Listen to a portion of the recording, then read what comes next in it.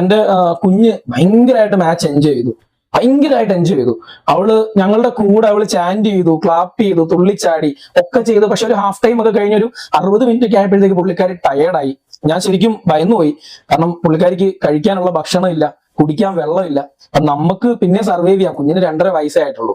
പുള്ളിക്കാരിക്ക് പറ്റുന്നില്ല. പിന്നെ പുള്ളിക്കാരി തോളിൽ കിടക്കുകയാണ്. അപ്പം എനിക്ക് വിഷമം വരുന്നുണ്ട്, വൈഫിന് വിഷമം വരുന്നുണ്ട്. കാരണം കുഞ്ഞിന് ഇടയ്ക്കിടയ്ക്ക് പറയുന്നുണ്ട് വിശക്കുന്നുണ്ടെന്ന് പറയുന്നുണ്ട്. നമുക്കൊരു ഓപ്ഷൻ പക്ഷെ അവിടെ ഇല്ല.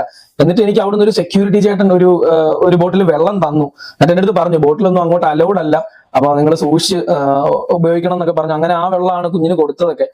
ശരിക്കും പറഞ്ഞാൽ ഒന്നാലോചിച്ച്, നിങ്ങളൊരു സ്റ്റാളെങ്കിലും അവിടെ സെറ്റ് ചെയ്തിരുന്നെങ്കിൽ നമ്മൾ പൈസ കൊടുത്ത് മേടിച്ചോളാം. നിങ്ങളുടെ VIP കാരുടെ മാത്രമല്ല കാശ്. നമ്മൾ പണിക്ക് പോകുന്നവരാണ്, ജോലി ചെയ്യുന്നവരാണ്, നമ്മളുടെ കുടുംബം നോക്കുന്നവരാണ്. നമ്മുടെ കയ്യിലും പൈസയൊക്കെ ഉണ്ട്.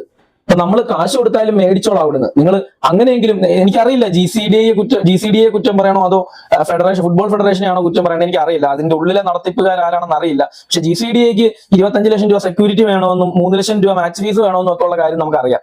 പക്ഷെ അവിടെ വരുന്ന സാധാരണക്കാരായിട്ടുള്ള ഫാൻസിന് പട്ടിയുടെ വിലയെങ്കിലും നിങ്ങൾ കൊടുക്കുന്നുണ്ട് എന്നുണ്ടെങ്കിൽ അവർക്ക് കുടിക്കാൻ അവർ കാശ് കൊടുത്ത് മേടിച്ചോളൂ.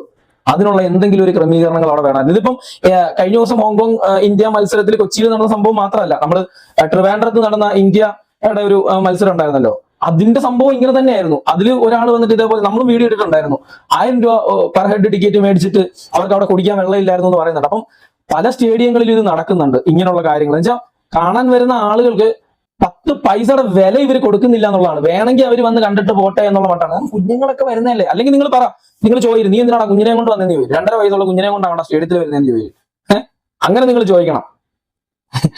അങ്ങനെയാണെങ്കിൽ നമുക്ക് സംഭവിക്കാം. അപ്പൊ നിങ്ങൾ പറയണം, കുട്ടികളെ ഒന്നും ഇങ്ങോട്ട് കയറ്റരുത്, കുട്ടികൾ അലൗഡ് അല്ല എന്നൊക്കെയുള്ള എന്തെങ്കിലും ബാനർ എഴുതി വെക്കുവോ, അല്ലെ സ്റ്റിക്കർ ഒട്ടിച്ച് വെക്കുവോ നിങ്ങൾ ചെയ്യും. നോ പാർക്കിംഗ് എന്നൊക്കെ എഴുതി വെക്കുന്നത് പോലെ